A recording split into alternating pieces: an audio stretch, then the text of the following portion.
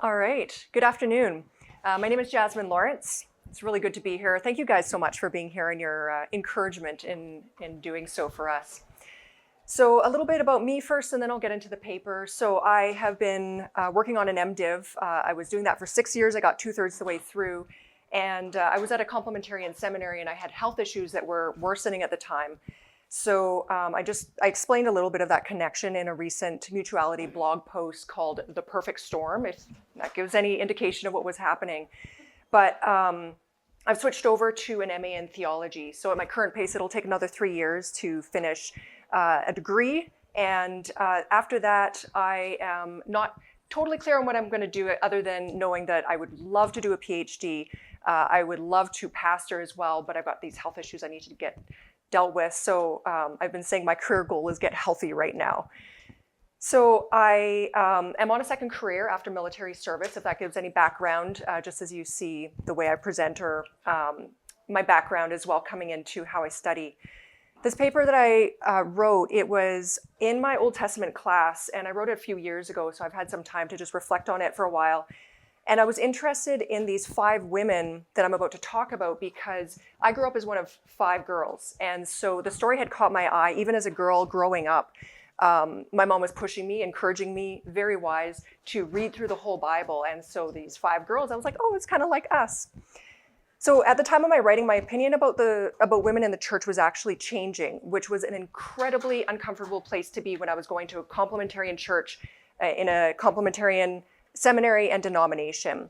So this paper comes out of a bit of that experience as well, starting to push back. And I was looking at the Old Testament going, you know, these obscure passages about women, they must have some encouragement for me personally, and I want to know what.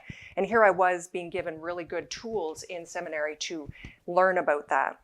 So what I discovered, the passage that I am about to look at with you guys, Numbers 27 verses 1 to 11, I came across such a mass of fascinating information that just broke the doors wide open for far deeper study, far better reasoning than what I had time for or the skill for. But what I got to do with this paper was basically like scratch the surface at ramming speed. So we're not going to have time for questions, but I'd love to connect afterwards, maybe even just give my email address to you after or over the next couple days if you want to chat more. So let us scratch the surface at ramming speed together. I'm going to be presenting the paper, but not reading strictly from it. So when it comes out in the journal, you'll probably notice a few details that have changed. So Numbers 27, verses 1 to 11, tells the story of the 5 daughters of Zelophehad. Historically, the passage has been used as a proof text to address women and their right to inherit property or leadership roles. A book called Blood Royal, Dynastic Politics in Medieval Europe highlights how Augustine insisted in his book, City of God, that women could inherit land or other property, and Catholic theologians then further applied that to the case of the daughters of Zelophehad, and they took that and what Augustine had said and said, well, women can inherit private property, but not public. So they can't have this public inheritance that involves leadership. So modern feminists decry the apparently patriarchal ideals of this passage that we're about to look at. And it's Numbers 36 follow-up, where God agrees on limitations on who the daughters of Zelophehad can marry. But it's very interesting, they still have a choice in who they can marry, even then. So an article on gospelcoalition.org really got me thinking about this passage more, because what they said was that the daughters of Zelophehad are bold women with the same dominion mandate as men, which is very interesting, but nevertheless fulfill the role differently by having a gentle and quiet spirit as submissive learners and followers to men. And so that put in clear context for me what this passage is still being taken for today. So fear not, patriarchal ideals is not where this passage is going to take us. But where does it take us? What does it offer the body of Christ, the church? So to do that, I'm going to explore the passage's literary context first, and then I'll look at the narrative itself in more depth, and then I'll examine its implications for the church as a whole.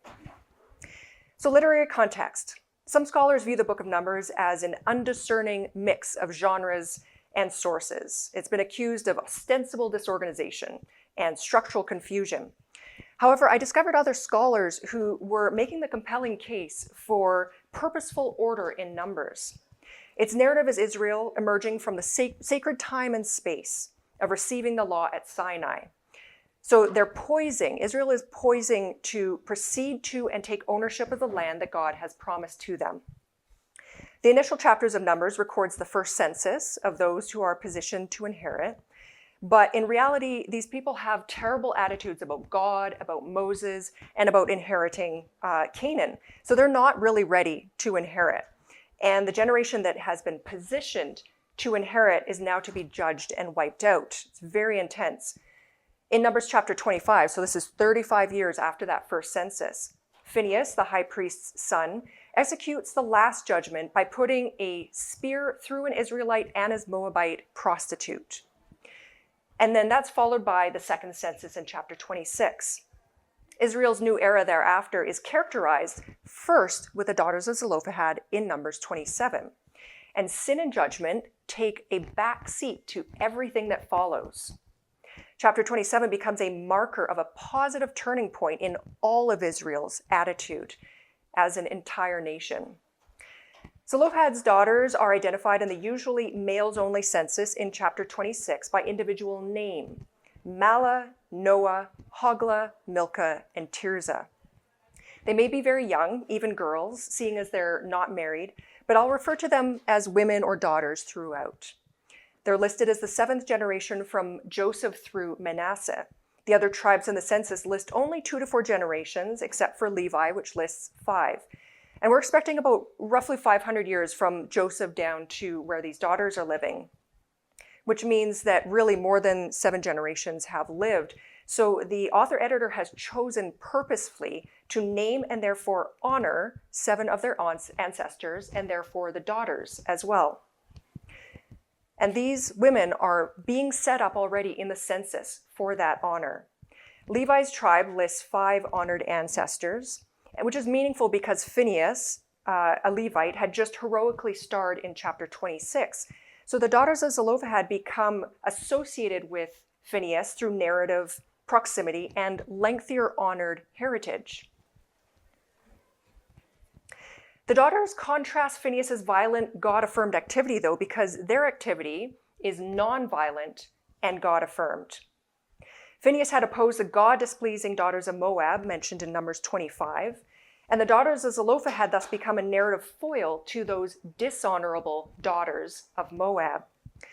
The daughters of Zelophehad are not only a foil to other women characters, though, but to every party that had previously challenged Moses throughout the book of Numbers. They're just the first to not be judged for doing so. So in the first half of Numbers 27, the daughters of Zelophehad appeal a blind spot in the census inheritance assignments that would leave them entirely unprovisioned. The second half of Numbers 27 tells of Joshua being commissioned to shepherd the generation that will inherit Canaan. And he's meaningful because he's a fellow descendant of Joseph, except through Ephraim. So altogether, you have these characters in Numbers 25 to 27. Phinehas, the daughters of Zelophehad, and Joshua, who altogether seem to be proving or catalyzing national readiness to inherit God's promises. They both represent and lead this entire generation in readiness. So let's talk more about the narrative. We'll go through from the beginning to the end of verses 1 to 11. I'm not going to read the verses. We'll just look at what I found about them. So all of the daughters' names are individually re-recorded beyond the census. So let's do what Scripture does and honor their names again by simply speaking them. Mahlah, Noah, Hoglah, Milcah, and Tirzah. The Hebrew term for daughters, banot, is used 3 more times in the passage, which could be in resonance with Jacob's blessing over their ancestor Joseph. So in the Genesis 49:22 blessing that Jacob speaks over, he's speaking over all his sons, but over Joseph specifically, it's often translated idiomatically into English. And this is what the NRSV says. Joseph is a fruitful bough by a spring, his branches run over the wall. But literally in Hebrew, Joseph, a fruitful son upon a fountain, the daughters mounting over a wall. It seems that the daughters of Zelophehad, who are by extension daughters of Joseph, literally fulfill Jacob's word by leaping over a wall. So let's look at how they leap over that wall. Numbers 27 starts off with the daughters standing before all the levels of government. So you have Moses, Eleazar, the priest, who is Phinehas's father, the tribal chiefs, and the congregation at large. This dramatic gathering takes place at the entrance to the tabernacle, the place of meeting with Yahweh. In Dennis Olson's commentary on Numbers, he calls it the place of ongoing dialogue between God and God's people. These 5 women contrast Korah, a Levite who had challenged Moses in Numbers 16. So Korah arose with 4 other named Reubenite men, so 5 men altogether, and they're individually named, but they had 250 supporters behind them. Number 16 calls their supporters well-known sons of Israel. So this is a major contrast because these daughters arise with no named sympathizers. The daughters frame their request in the context of justice for their father. They clear his reputation by clarifying he did not participate in Korah's rebellion. That's very important to them. They appeal that their father shouldn't be made to suffer the fate of losing the right to inheritance with the rest of his generation just because he has only daughters. These 5 women invoke the name of Yahweh, not to be taken in vain as per the Decalogue, the 10 Commandments. And furthermore, they're actually seeking to honor their father as per the Decalogue, rather than honoring themselves. So how they interpret and act on God's law reveals something about their character. They propose, "Give to us." So the result of their father being honored is their own survival, and his honor and their survival are inextricably tied together. It's very important to realize what they're doing for their own survival, but it's in the context of their father's honor. They're demonstrating courage to take ownership of their own survival in the absence of male protector providers without asking for husbands, which is quite a big deal. Where the men of Israel are culturally positioned to inherit passively and by default, these women step up and actively offer to take ownership of and responsibility for the work that God has set before all of his people to take the promised land. Doing so means their own survival. Moses doesn't say anything, but he goes straight to God for that ongoing dialogue. God effectively resurrects Zelophehad from namelessness in the underworld by speaking his name. He says the daughters are right, and he instructs Moses to give to the daughters exactly as they had asked. Inheritance for daughters was actually not new in the ancient Near East. It's legislated even in Hammurabi's code. Israel likely encountered the precedent in other cultures. So what's interesting is that the daughters are potentially proposing secular culture's sense of justice, which turns out to reflect Yahweh's own character. God instructs Moses to teach his sons, the sons of Israel, this expanded view of justice, transferring responsibility for this communal justice to future generations so that no Israelite, living or dead, lose their place in Yahweh's promised inheritance by having only daughters, or from their perspective, lacking male inheritors, or from a woman's perspective, lacking male protector providers. God's instruction doesn't eradicate patriarchy, which can bother feminists, but readers must acknowledge the role in this judgment. It was to strengthen social order, which contrasts the prior image of the people running wild with the account of the golden calf. It becomes apparent that no once and for all solution in a law legislated can adequately strengthen social order, but ongoing dialogue with God is what strengthens social order. And God calls what he has just ordained mishpat, justice. The word is actually repeated a few verses later where Eleazar is to continue inquiring before God on Joshua's behalf for mishpat, justice. The mishpat these 5 women receive is a paradigm of the responsibility of the spiritual and political leaders to remain in active dialogue with God about future issues of mishpat. The community can expect God's answers to correct culture and accommodate humanly attainable but constantly improved forms of mishpat. The daughter's proposal has unintentional but extraordinarily lasting influence on their community, the entire community, in exposing the positive results of ongoing dialogue with God, which is no small feat given that they have so little positional power. So overall, this narrative is strategically positioned as it follows and precedes accounts of Israel's civil and religious leadership.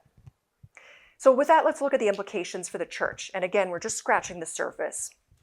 So these daughters had a vision for something beyond what thus far revealed law gave them. They had a vision for far greater justice. God called their vision right and reshaped culture with that additional legislation.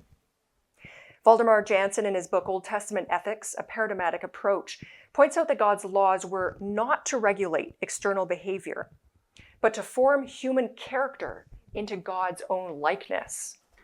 In taking initiative to propose action that God endorsed, demonstrated these women had godly character that was paradigmatic for all of Israel. They set a precedent for other vulnerable people to actively seek not just provision, but meaningful participation in God's kingdom.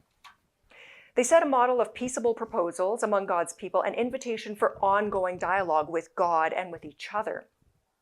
In Jeremiah 3:19, God laments over Israel's broken covenant. God says, I longed to set you, Israel, plural feminine, among my children, literally sons, and give you, plural feminine, a pleasant land as a heritage, Hebrew nahala.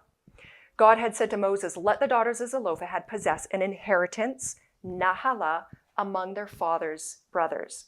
So putting their story in dialogue with God's lament in Jeremiah, a possible reading emerges that God likens all of his people to culturally and legally disadvantaged daughters for whom he longs to transcend the cultural norms of God's own people to make daughters equal inheritors of all things alongside sons. So to simply look at this pericope as a legal model for inheritance, as has been historically done, is contrary to the sense of Moses' law as Torah, guiding instruction. Gordon Wenham points out that the law was given in order to persuade, and Torah was not intended to create slaves to unyielding law severed from ongoing dialogue with the community of believers and with God. The ongoing dialogue is what was needed to subvert injustice enacted in the name of that law. This leads to a much bigger conversation than we have time for here with respect to women in the church inheriting office as leaders with influence and authority. But we need to forge on past that. Jesus' code of ethics contrasts rigid application of law with God's character of grace and truth. The religious leaders of his day deemed Jesus' gracious application of Old Testament law as dangerous. He sought honor for his Father's name and reputation in ongoing dialogue with the people and with God. He publicly exposed the religious leaders' unjust, rigid application of law that sucked the life out of the people. And then God vindicated Jesus as right, raised him from the dead, and gave him the name above all names. That is, the name that will be remembered forever and receive all the inheritance. So we have a whole bunch of parallels between Christ and the daughters of Zelophehad, which means the daughters actually typify Christ for the church. Women with vision for the church must often leap over the wall, as Jacob's blessing had talked about, in order to do what they do in the church. Just like Mala, Noah, Hogla, Milcah, and Tirzah. Women must now overcome social conditioning, resist the legal structures of their day, and act contrary to the fear of being denied justice. These 5 women, the daughters of Zelophehad, acted with what power they did possess and having bodies to meaningfully occupy space, voices to be meaningfully heard, and ideas to meaningfully influence the entire community.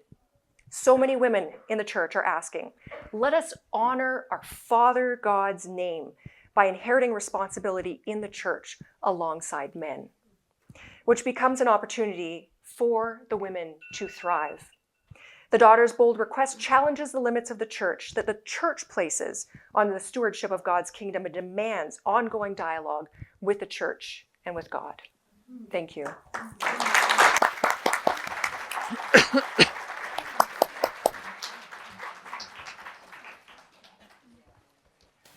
If you have spaces in your row, I kindly ask that you stand up and scoot to the edge of the row so we can make room for the lovely people in the back who do not have a seat.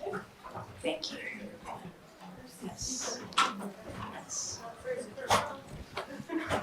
Well done. Well done.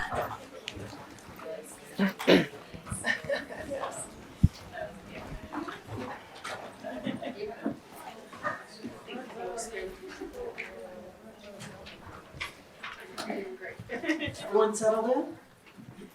All right.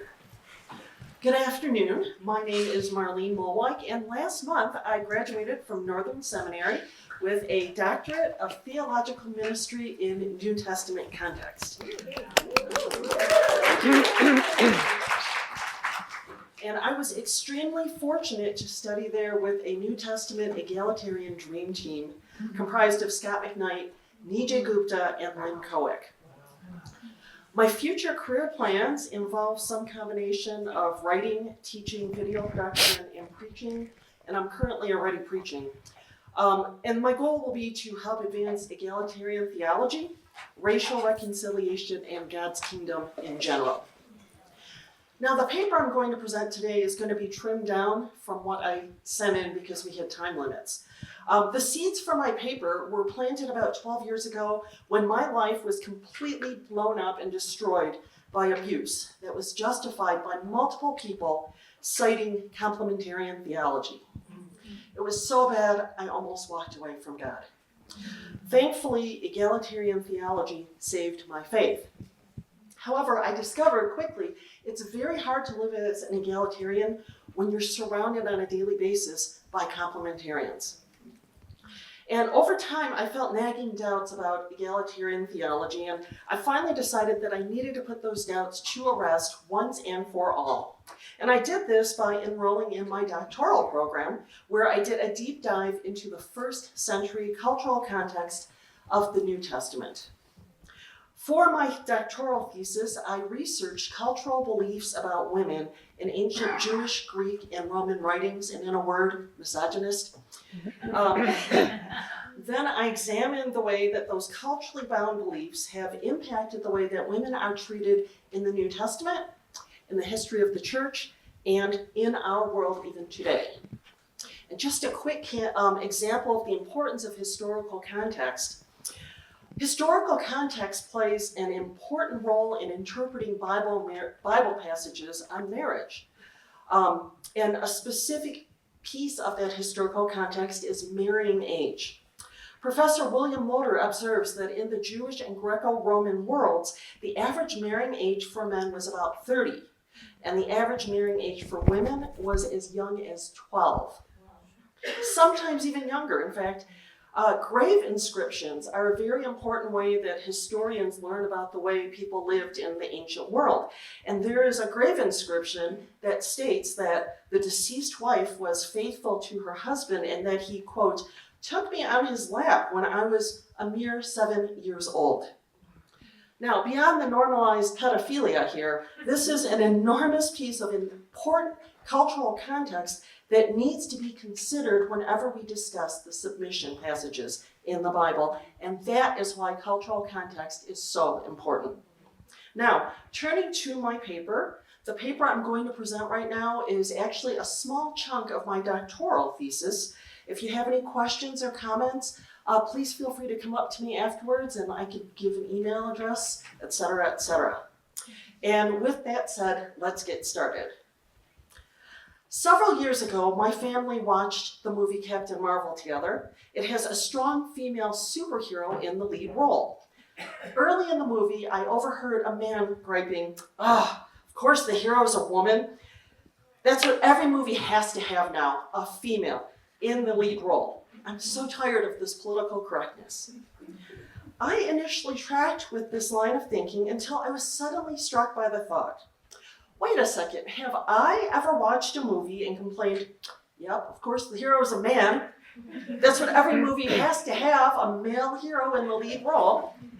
And the answer to that question is no. I never previously thought that, even though probably 98% of the movies I've watched in my life have had a male hero in the lead role.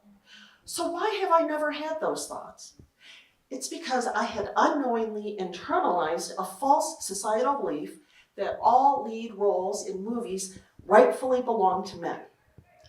Author Caroline Perez calls this male unless otherwise indicated bias, and this unspoken bias used to create cognitive dissonance in my brain whenever I saw a female hero in that lead role, because I unconsciously and wrongly assumed that she had usurped the role from a man. And I'm saying that as a woman. Now, I believe that a similar male unless otherwise indicated bias has undergirded Christian academia, theology, and the church as a whole throughout history, despite the fact that Jesus modeled otherwise. As a result, talented, capable, credentialed women who work hard and rightfully earn seats at the table are still often viewed as underqualified token appointees who have stolen seats that really belong to men. And this points to a deeper reality. The reality that throughout world history, men have sat atop most social hierarchies, with few exceptions. Perez points out that this gives men great positional power, first because they are considered the rightful owner of the proverbial tables, as well as the seats at the table. And second, because men become the norm that all people get compared against. And as a result, men define which behaviors are acceptable and unacceptable for those lower in the hierarchy. And as a concrete example of this, how many women here have ever worried about showing emotion when you're in a group of men? Can we all? I see a lot of hands going up. Okay, now ladies, why do we worry about that? It's because we all know that any woman who shows a shred of emotion in a group of men will often be dismissed as irrational, illogical, and God forbid, hysterical, right? But are all women really too emotional? Only when compared to the norm of a man. However, Harvard psychologist William Pollack states that men are actually every bit as emotional as women. The difference is that most, though not all, most men are socialized to suppress their emotions and pretend they do not exist. And this is the male norm that we women are held to. However, repressed emotions are a lot like cholesterol. They build up silently until they hit critical mass, and then they explode in extremely unhealthy, and dare I say, irrational, illogical, and sometimes even hysterical ways.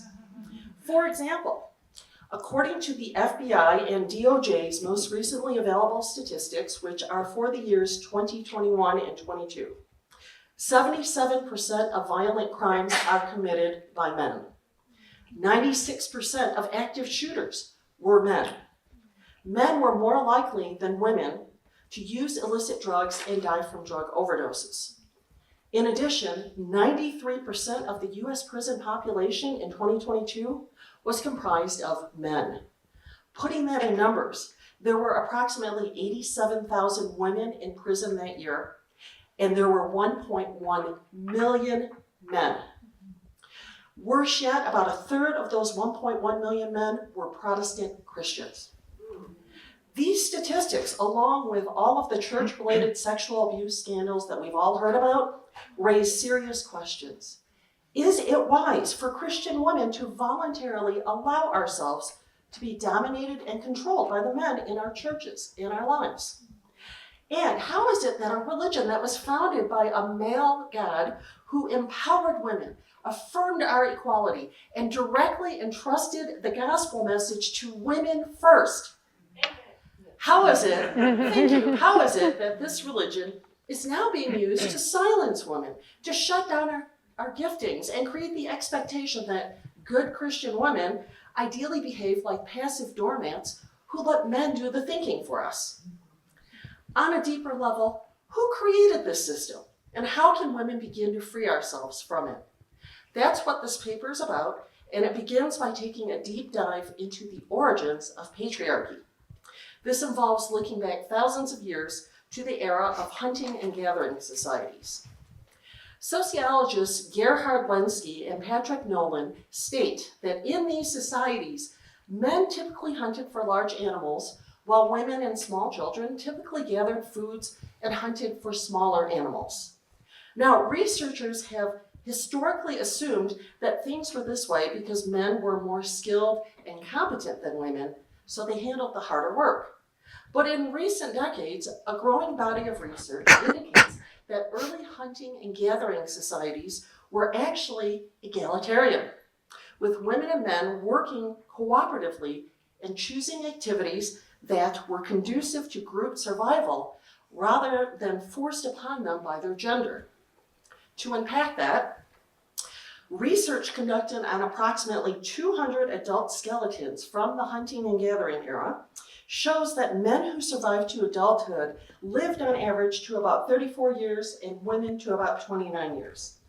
Thus, historian Gerda Lerner points out that fertile women needed to spend most of their adulthood pregnant, childbearing, or nursing in order to have even 1 or 2 kids survive to adulthood to ensure the survival of the community. And that impacted the division of labor. But, Lerner adds, it's important to note that men and women were interdependent. That is, male hunters provided women and children with meat, and female gatherers provided men with foraged food for their hunting trips, and also during the long stretches when those hunting trips didn't work out. And this was no small contribution either.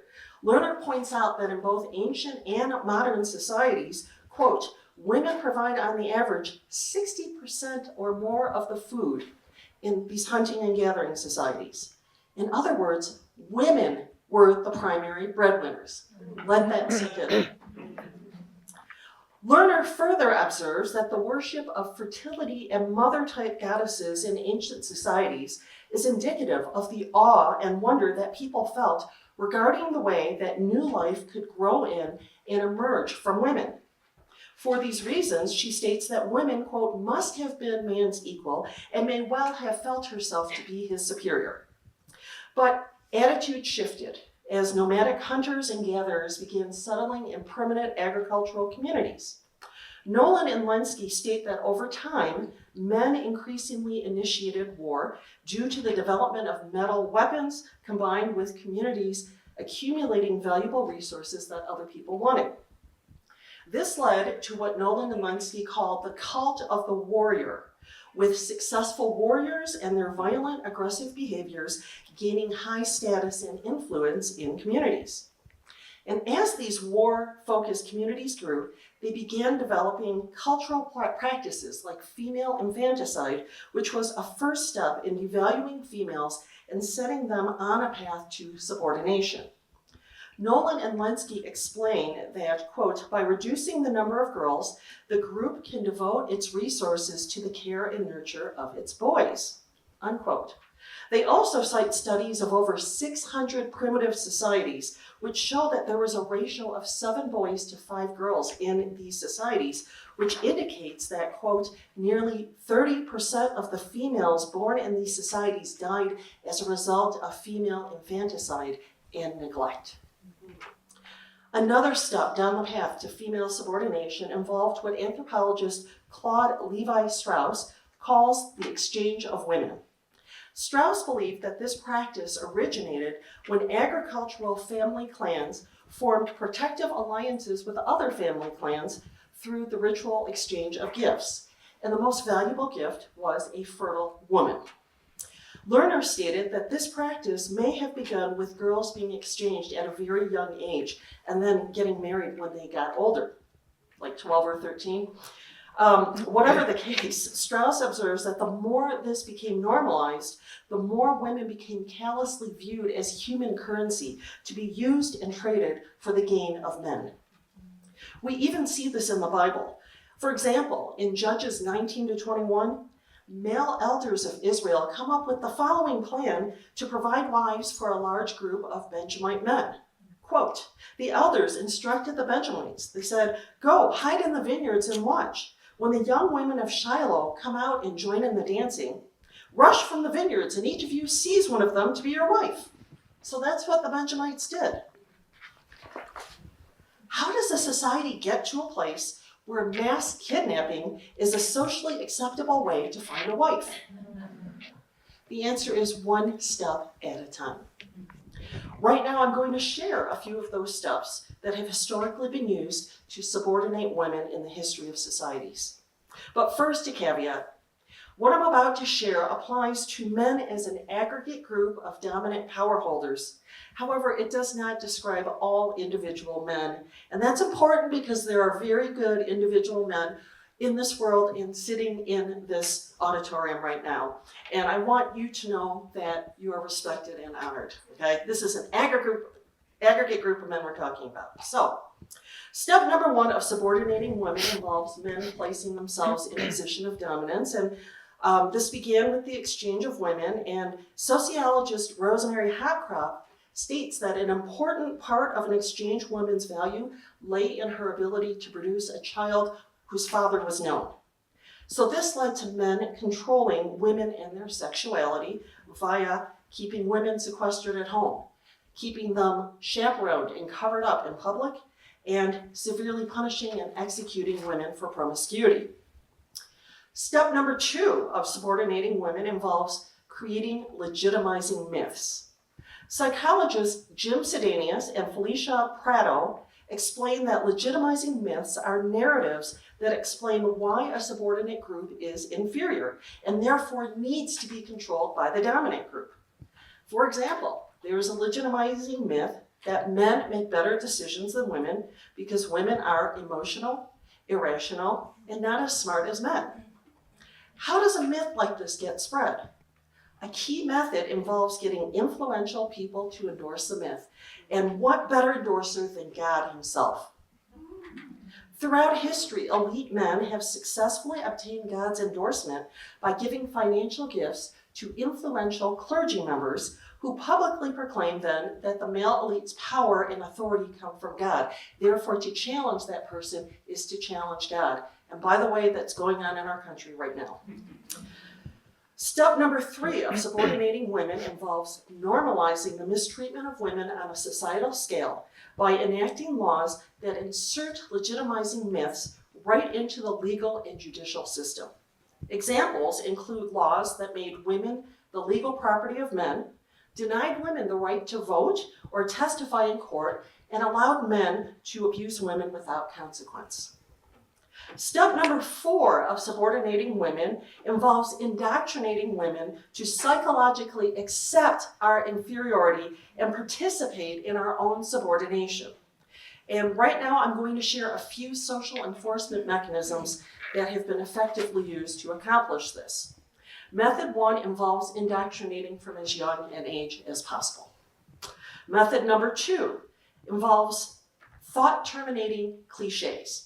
Linguist Amanda Montell defines these as pat answers that are used to quickly shut people down, stop them from continuing down a path of dissenting critical thinking, and then route them back to the correct way of thinking.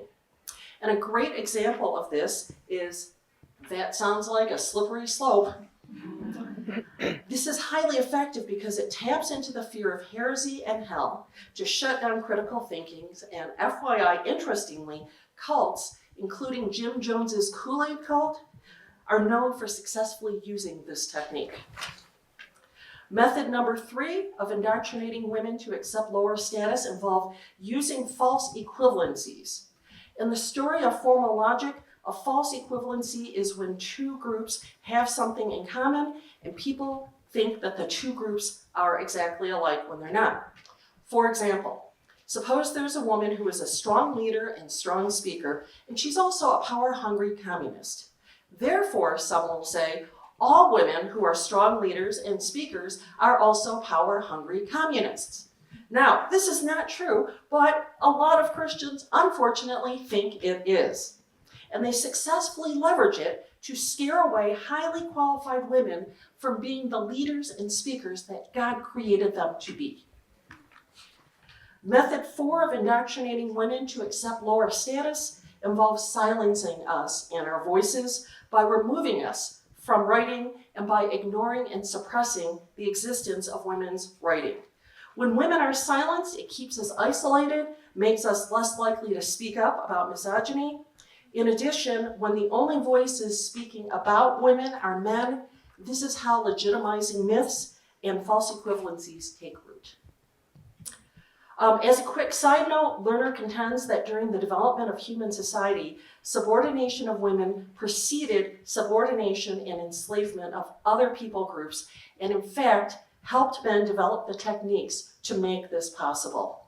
So that's something interesting for the racial minorities. Finally, shifting back to women, I propose a new level of flourishing. I encourage all women here today to reframe our minds around a new norm, a norm that involves truly viewing ourselves as the equals of men, just as Jesus demonstrated when he walked this earth. On a practical level, this involves responding differently when we spot legitimizing myths, false equivalencies, etc., being leveraged against us or our sisters in Christ. And instead of hanging around men's tables, seeking permission from them to sit at their tables, enjoying what they're doing, perhaps we also ought to be building our own tables and pushing them right next to the men's tables and saying, hey, we'd love to partner with you if you want to come and join us. And if you don't, that's okay, because we're going to keep doing what we're doing to share God's message of salvation and love with a world that desperately needs it. Thank you. Amen. Well done. Yes. Almost lost my microphone. Hi, I'm Rosalie Brown. This fall, I'll be studying at Houston Christian University, and I'll be focusing on the intersection of theology and faith and culture. It's very interesting that Marlene had Dr. Kohik and Dr. McKnight, and I'm going to be starting out with Dr. Kohik and Dr. McKnight this fall. So it's like we're passing the baton one from the other, which is exciting. My focus will be on women in the Old Testament who are seen as marginalized and insignificant, who have been ignored, who exhibit leadership gifts, especially in times of crisis and trauma. In addition to continuing my goals of studying and furthering my education, I'm going to continue leading my digital discipleship groups. I started one back in 2020, and I have a few more going right now. So that's a really exciting adventure for me and a good ministry for me to be placed in. I'm also very open to wherever God is going to place me and what path he's going to put me on. For those who want to reach out to me, it's the same. I'll say the same thing. Please reach out to me either through the Feed Loop messaging system or catch me afterwards. I want to say also that my paper is heavily footnoted, and as I present today, I'm not going to be giving citations as I should be, but they're in my paper, so feel free to reach out, and I'm happy to provide a copy. This is also a condensed version of my master thesis, and so I'm excited to present this to you. In 2020, my digital discipleship group and I were reading through the Bible. And as we came across 2 Kings 5, I was just taken aback by Naaman's servant girl and how she spoke these words and showed leadership. And I was just taken aback by that. In addition to that, and let me just tell you what her words were. If only my master would see the prophet who is in Samaria, he would cure him of his leprosy. Later that year in December, Harvard Business Review published an article stated women are better leaders in times of crisis. Notice this came after we had gone through COVID. And their argument was very interesting about how women being women is what causes them to be better leaders in times of crisis. With these two things in mind, the 2 Kings 5 story and the premise that women are better leaders in crisis, I felt compelled to find out more about this maidservant and tell her story. So today I'm going to tell you her story. This is a leader who was a female who was a leader in a time of crisis. Naaman's servant girl, the insignificant leader. The Israelite maidservant in 2 Kings 5 is a devalued and marginalized character in the narrative of Naaman's healing. This disregard began long ago. The church fathers apparently ignore her. Reformation theologians barely give her any thought. In the modern era, some completely neglect her.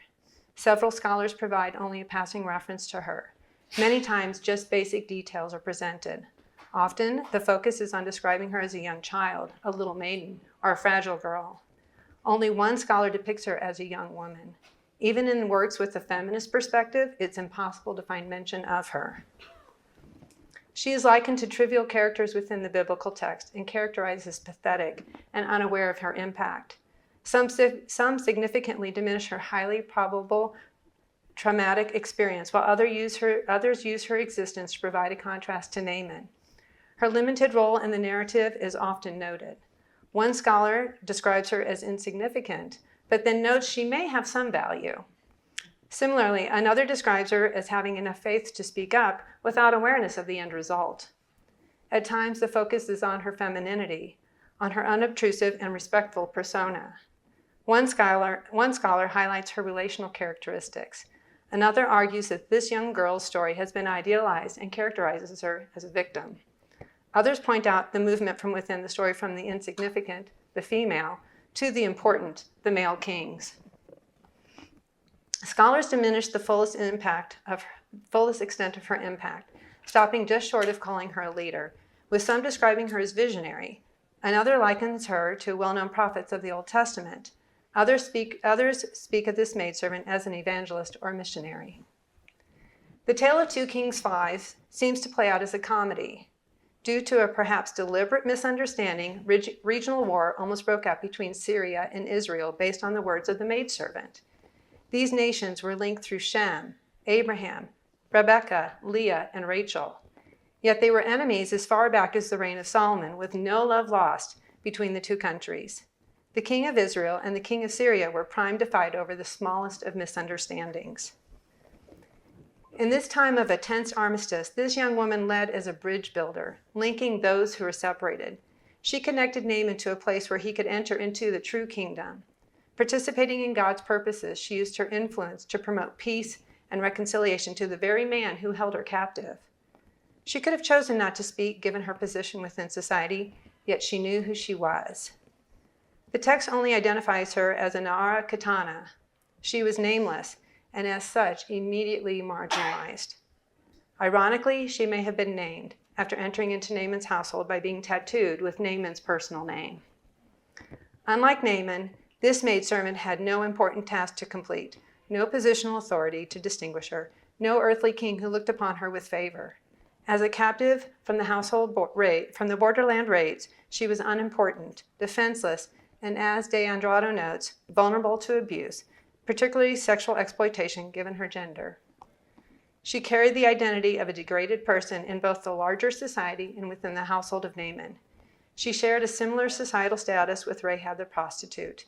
Each one was in a situation in which they survived by their wits and was the most marginal of the marginal. But she also bore the societal shame, the guilt and stigma that came from Naaman's condition of leprosy. There was one key piece of information this maidservant evidently knew. She was not Naaman's property. Her real identity was the Segula, the beloved treasured possession of the Creator. As the Segula, she was someone who enjoyed a special status in relationship to the king, a covenant partner who was especially treasured and entrusted with greater responsibility. She belonged to the God of Israel, who had named her and marked her as one of his chosen people. When she spoke, she used royal language appropriate to her favored status within her true kingdom. She was God's servant, and she would lead with her true slave status in mind. This nameless leader stood out as one who was faithful to the true God. Her actions and words were a confirmation of her true identity. Forced into exile, she was by herself, with no one else in her physical space that shared her faith. Her solitary existence was in sharp contrast to that of the 4 young men existing together in Babylon, and the continued familial presence for the young woman in Persia. Yet she did not lose hope, and she chose to be the light to Naaman.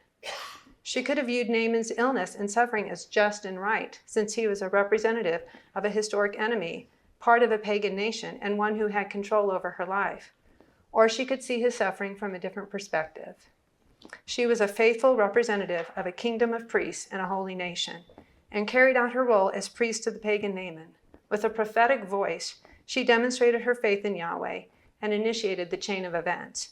She directed Naaman to a place of hope, healing, and salvation. The story of 2 Kings 5 takes place not only in Syria and Israel, but also in the broader context of the kingdom of God. As Byrd explains, God's kingdom incorporates his people, his power, his redeeming work, and creation rescued. From a covenantal perspective, the Israelites were supposed to be the physical, earthly representation of this kingdom. This maidservant manifested the kingdom of God as she led Naaman to salvation. She represented God's kingdom, acting as one of God's ambassadors, announcing good news. This emissary followed the command of her true king. She loved the Lord her God, and she loved her neighbor. She pursued the righteousness of her king. It is possible to see her actions in a similar light as Tamar's. As James writes in her book, The Lost Women of the Bible, Tamar wasn't called righteous for her quiet and gentle spirit. She was righteous for being strong and assertive. Tamar shatters the traditional definition of what it means to be a woman by standing up to the most powerful man in her life.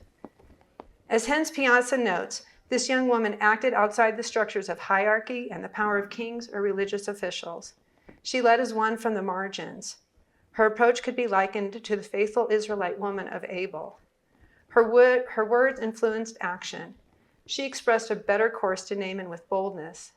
This insignificant female could have emulated the examples of the presumed leaders. Instead, she acted as a change agent. Some may argue that Ben-Hadad too, the king of Syria, showed wisdom. Rabiel notes that the king acts immediately on the girl's conviction. Berman notes that Ben-Hadad too smoothed the way for Naaman to enter into Israel and to approach Elisha for healing by way of the diplomatic letter. I would argue that Ben-Hadad too did not show wise leadership. He ignored the words of the Israelite girl. Instead of sending Naaman directly to Elisha for healing, he sends Naaman to the king of Israel. While this may have seemed like a prudent thing to do, it was an unnecessary step in Naaman's path to healing and proves to be ineffective. In contrast, the insignificant leader, the maidservant, acted and spoke with the sensible approach, pointing the way to healing. Her words were powerful. Just as Deborah, an exemplary leader and judge, was a prophet and a spokesperson of God, this young girl shared knowledge that her master needed most. She reflected the actions of Lady Wisdom in Proverbs, raising her voice and taking a stand for Naaman. As the king of Israel, Jehoram should have been the representative of God and his ways to the nation. Jehoram was to bear the image of God. As king, he was held to a particular standard. God had been clear in this matter in Deuteronomy 17. Yet Jehoram fails in his commission. The maidservant did not have the advantage of living post-Christ and the writings of Paul. However, this leader appears to have known that as an image bearer of God, she was to be selfless and humble. She regarded Naaman as more important than herself, and she gave thought to his concerns. Her leadership was an expression of the values of her God. Jehoram displayed his faithless, apostate beliefs. The insignificant girl, in contrast, acted as a king, as a servant shepherd. Similar to the role of a shepherd king, she participated in leading Naaman from death to life. She was confident and positive in her actions and her words, analogous to the great women of Exodus. With a visionary mindset, she spoke of her belief in Naaman's healing through the power of her God. Jehoram avoided his covenantal duty to be of help to Naaman. Instead, he looked to deflect accountability for any future conflict that the situation with Naaman might cause. In contrast, the maidservant took on a sense of responsibility toward Naaman. No one asked for her opinion. No one invited her into the conversation. She was intrusive, resembling other noted leaders in Israelite history. Despite any potential repercussions against her person or her situation, the insignificant leader chose to confidently speak and encourage Naaman to seek a path of renewal. Following Jehoram's deflection of responsibility, he immediately tore his clothes. The tearing of clothes was an indication of a loss of power, a time of significant grief and public lament. All this happened because he lacked the Israelite girl's trust in God's healing power. Likely through violence, the maidservant had already lost her status and was forced into slavery. This experience almost certainly put her in a place of personal despair and mourning. She had good reason to lose faith in God, yet she did not lose hope. Instead, she trusted in her king. Jehoram responded with a significant absence of wisdom and understanding. The text makes it clear that Jehoram had no idea as to where Elisha was. In contrast to Jehoram's want of information, the insignificant leader spoke as a knowledgeable advisor to Naaman. She knew where to find Elisha and that he would be able to help Naaman. The Masoretic text characterizes Naaman as a Ha'il Gabor. There was another sign to this great man that this great man presented. Naaman was a highly ranked state enemy of Israel. Berman notes that Naaman was a murderer and a looter of the weak. Naaman had the power and the ability to return the maidservant to her home. Yet Naaman held her in daily submission under his authority and purposely kept her separated from her family. Her powerless position was in sharp contrast to Naaman's greatness. Yet she served, similar to Esther, in Naaman's home, as a leader for God's kingdom purposes. One might wonder if Paul thought of this maidservant as one of the many examples when he wrote 1 Corinthians 1:27. Naaman may have used his power and abilities to cause death and enslavement. She used her strength to create a stronghold against God's enemy of sin and death. This insignificant leader took on the mantle of helper, similar to Eve, willing to engage against the enemy of sickness, impurity, and death. Naaman used his courage to fight against his neighbors. She used her courage to take a risk and speak. In doing so, she helped her neighbor, indeed her enemy, find healing. Naaman sought the favor of his Syrian king. She looked to her true master and sought to please her God. Naaman was likely in misery as he suffered from leprosy. The maidservant had also experienced trauma as a captive in a foreign land.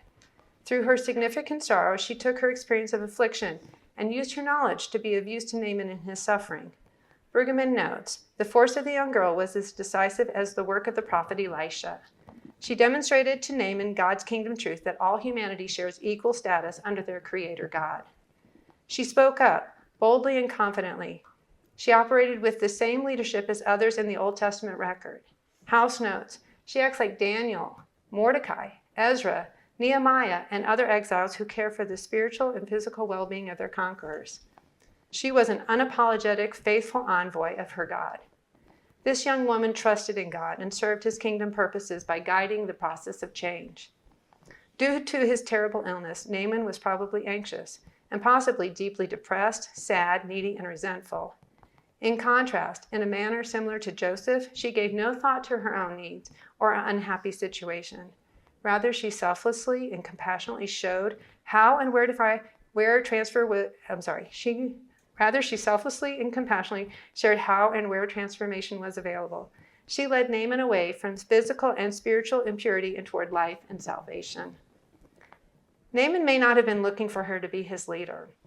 However, he followed her as she offered wisdom, counsel, and direction. Rodin defines a leader as the person God has appointed to the task, not the person whom man has chosen. As a God-appointed leader, she took initiative, acted decisively, and spoke boldly, influencing and instigating a transformation for both Naaman physically and spiritually. Her endeavor was to be a servant of the Lord and to bear the image of her God, her ultimate leadership model. She emulated the attributes of the highest and best standard, her true master. She took initiative, exhibiting agency when she decided to speak up. This leader chose to participate in the work of the Creator, who brought chaos into order, exhibiting his love for the world and bringing healing so people can thrive and glorify him. She spoke truth to Naaman. She did not ignore his illness. Just as God does, this insignificant leader saw things as they really were. Not only did she speak with truth, but she also addressed Naaman's situation by demonstrating the heart of God. Further, she did so despite Naaman being her natural enemy. She apparently drew on the strength of her God and put aside any anger or bitterness that she may have had. Instead, she was compassionate and offered words of life and healing. She demonstrated goodness like her true master. This leader offered grace and mercy to her enemy, seeking both the temporal need of Naaman as well as his eternal salvation.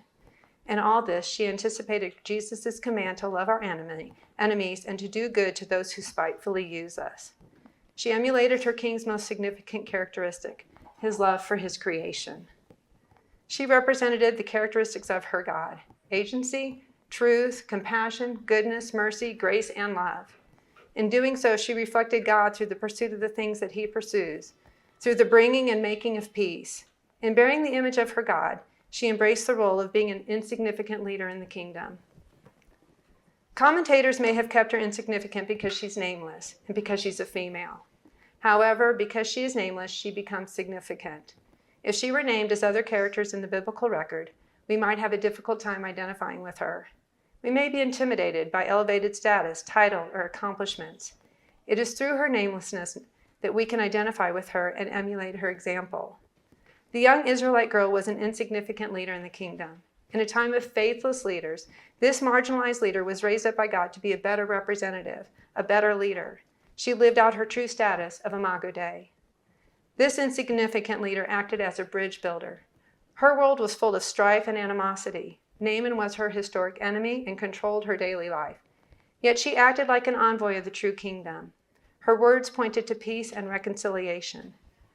She spoke with the mindset of a priest and offered blessings of her God to the nations. As a faithful covenant partner to the king, she offered hope and community. Her counsel was a reflection of her true king. This insignificant leader saw the examples of the presumed leaders, Ben-Hadad II, Jehoram, and Naaman. Their standard was found wanting. In contrast to Ben-Hadad II, her guidance pointed the way to health and life. Her counsel was distinctly different from Jehoram's. It was positive, wise, and filled with promise. She gave no thought to herself. Instead, she trusted God and offered a vision of restoration to Naaman. Unlike Naaman, who was anxious and depressed, she was selfless and hope-filled. The Syrian leper used his power and courage for death and destruction. She used her powerful words and courageous actions to offer healing and rescue. This insignificant leader looked to her king and reflected the attributes of her true master. In the midst of her ordeal, she made a choice to follow and resemble her true king, establishing her as a leader within the kingdom of God. Her actions anticipated those of Christ, humbly acting on behalf of and for the good of others. As the psalmist says, "Behold, as the eyes of the servant look to the hand of their master, and as the eyes of the maid look to the hands of her mistress, so our eyes look to the Lord our God, until he is gracious to us."